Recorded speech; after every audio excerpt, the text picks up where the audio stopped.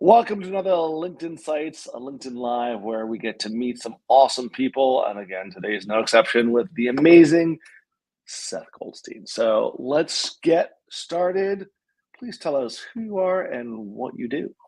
Yes, I am Seth Goldstein. I am the principal creative director of Goldstein Media. I am the host of the Entrepreneurs and Enigma podcast. I am the writer of the Marketing Agenda newsletter. I do a lot of things. And a writer of an upcoming book. Your book coming? No, my book's coming when I have time, which I don't have time anytime soon. So I have the first. I have a rough draft kind of going, but not really. I'm not as far along as Mr. Jeffrey Klein over there, who has a physical book that was absolutely excellent. Oh, you're too kind. No, it was good. I enjoyed it. It was a fun business book. I enjoyed it. That was the goal. So thank you for saying that. So tell me what problem you're solving for people. I am helping them not only get found online, but also bringing them up into the 21st century. Actually, the second decade of the 21st century. A lot of people have their websites like, oh, I have a website. I go look at it and it's like, oh my God.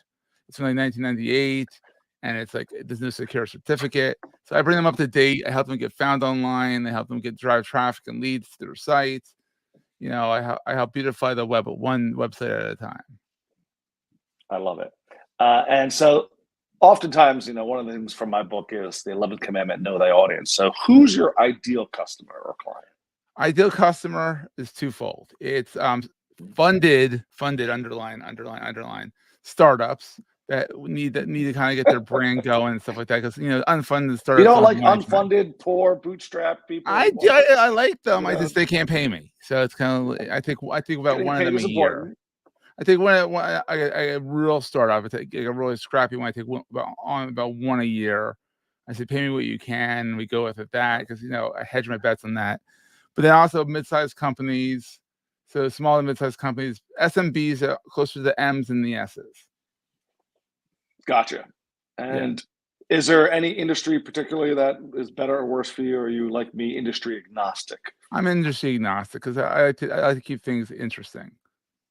I agree. It would be. I know some marketers who just focus on this one area. Sounds so boring. I would be like, why? Yeah. And I also think, because then when you end up being with just one type of client, a lot of times those marketers are doing the same kinds of things over and over again, and you don't really stand out. Whereas if you can do lots of different things, you can learn something that you did for this client that actually could apply to this client in another industry. And I think that, again, it keeps things fresher and your ability to kind of think outside the box. So I'm a big fan of that. Okay, so I just wrote a book and you're working on yours and I listen to podcasts. Can you name a business book other than mine and a podcast that you think is worth the time to either read or listen to? Well, Extremely Online by Taylor Lorenz is the book I'm reading. I finished your book. I read Taylor Lorenz's book. She is the tech reporter at the Washington Post. It's like the most current history, like from like 2010 on, of the internet and social media, and it is incredible. And it's written like a journalist book. Like yours is written like an author book, and nothing against that, but yours is written kind of with analogies and metaphors and stuff like that. Hers is very matter of fact. Like here's the timeline, here's how things go.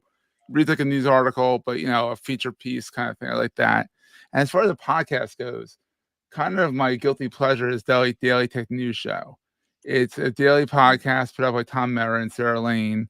They're old hats at the tech news sector, and it's just I get my tech news in half an hour flat, so it works nicely. It's always good to be able to find ways to have aggregators who can help you stay on top of things. Absolutely, yes. As someone who I'm leading heavy into AI marketing, which we'll talk about, I ask you about. But there's a podcast, the AI Marketing Show, which is every Tuesday they release it. I'm like, oh, and I know what's going on, and it's great. I love that. Yeah, there's a bunch of good AI shows out there. Yeah, there are. This one they're from the AI Marketing Institute they set up. Oh, so they're those two guys, Paul and Mike, are just great. Can you tell me? This is always a tricky question of a LinkedIn connection other than me that you're really happy you have, that you're glad you're connected to? I can only pick one, can I? Mark Schaefer, I'd have to say. Mark Schaefer is a big-time marketer. you can see there's a trend here. Big time marketer, teaches at Rutgers, has written like more books than I can think of. I mean, there's a few back there that are by him. He's a really good one. And also Rand Fishkin's another good one. Awesome. I always like to give those shout outs to people. So, absolutely. And of course, Jeffrey Klein, Mr. Purple himself. Yes. Okay. So I wrote a book on content marketing. You and I are in that space of digital content marketing. What is your favorite kind of content to consume from other brands? Anything having to do with tech or marketing, really. If I live, eat, and breathe this industry. And a lot about SEO, because Google's constantly mucking around with their stupid algorithm. And so it's constantly have to read like, well, what do they do today? And I say today, I mean literally today they can change something, and then tomorrow they change another thing. I'm not joking, I'm not being like big on hyperbole here. Literally, they change things daily. It's really frustrating. That's why I don't even go into SEO, because you stay with visual stuff, yeah. But let me ask you the question. So that's the content type of what they're talking about. What about the type in terms of audio, blogs, video? What are that content? Because it sounds like you're doing it all. Is there one that you like the most? You find the most useful in terms of? I love the podcast. I love listening to the podcast. I love using LinkedIn Lives when I can catch them live. Like audio, video. It's kind of it's really my thing. I can put the audio. I can and Jeff, when you have your thing go on, I put it.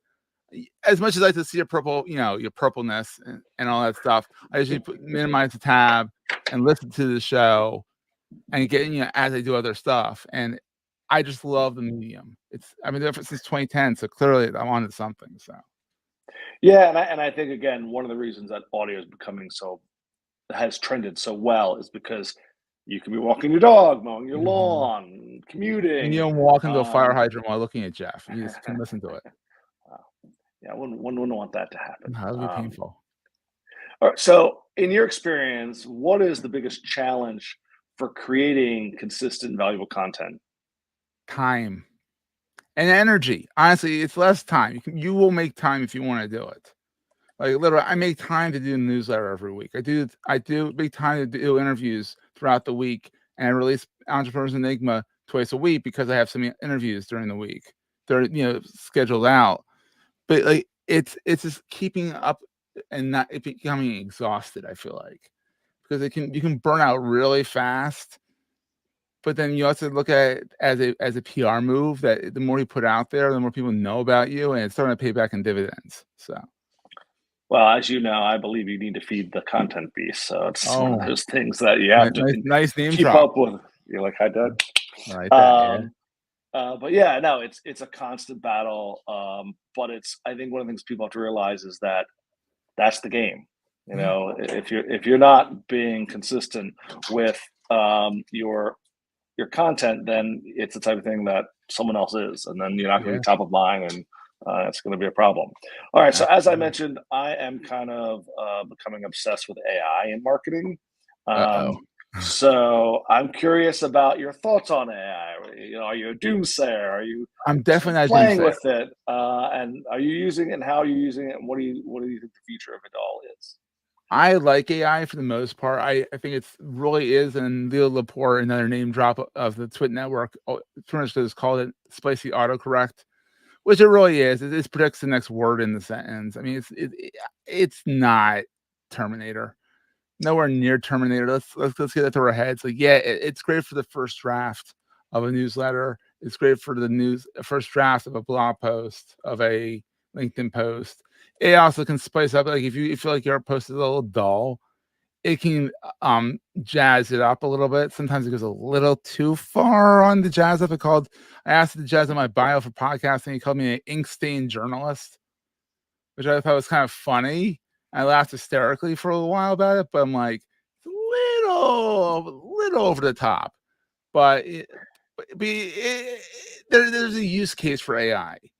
Is it going to take over jobs eventually? Maybe, but I think it's going to be more like the jobs that it takes over are jobs that shouldn't have been, that AI can really do better, and then these people can get better jobs or work with the AI in a higher position.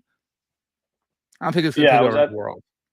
I was at the Philly Ag Club. Shout out to them. They had an AI summit last week, um, and the thing I think they're talking about in terms of AI will enable certain jobs to be taken over, so that those more difficult jobs that Mhm. require human powered, thinking Yeah. strategy will now be what you focus on. And so I think and they'll start to value things slightly differently. Those repeatable tasks that a lot of people have automation anyway. You're just having the AI help you do that quicker, faster.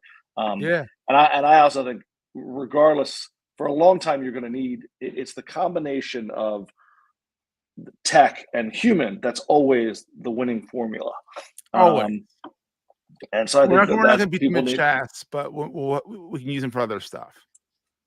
Yeah, well, it's interesting because Gary Kasparov, who lost the chess master, who lost, his line that I heard was that it's the combination of human plus machine that Yeah. wins.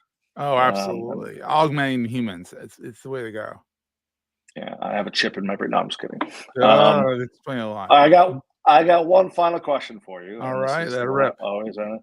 So, can you name one of your favorite animated characters? So, there's been animated Ooh. characters from when you were a kid all the way up, to Ooh. Toy Story. So, can you give us who's My a Seth? favorite And I animated know it's for kids, character. and yeah, He's not exactly politically correct anymore. Actually, he's completely not politically correct anymore, and it's really hard to watch now. But Bugs Bunny, I love Bugs Bunny.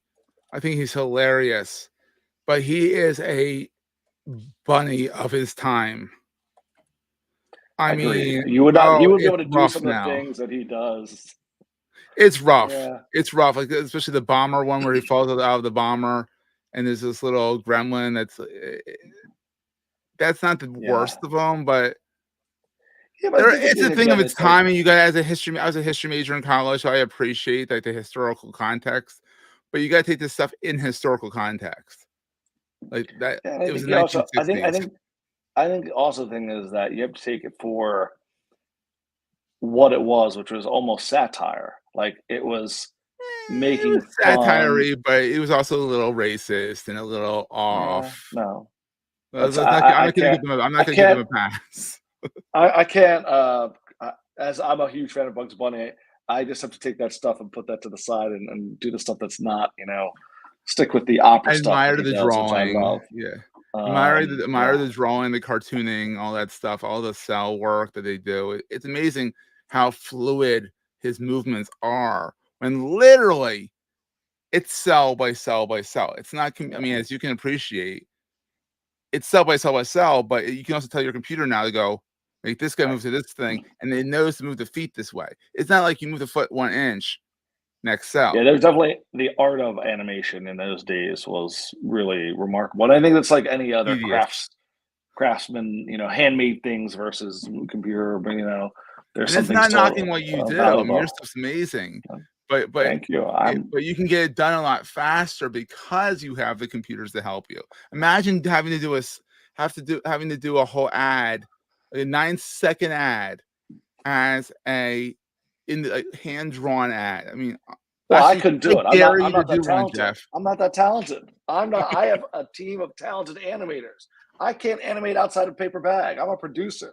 But you So can, for yeah, but you me, can do 6 figures to get the idea out, and sometimes figures is all you need. correct. I sometimes I think that is the way to go. Like keep it simple. Oh, Um, 6 figures are Well, the new thing and too. as a transition, keeping it simple, this has been simply a delight. And so, Oh, Seth, I thank you for your time, your friendship, and continuing. Yes, we are optimists, Drew. Continuing to just provide the world with your energy because it's a wonderful thing. So, I have a thank you lot so of it. much. Thanks, everyone, and happy connecting.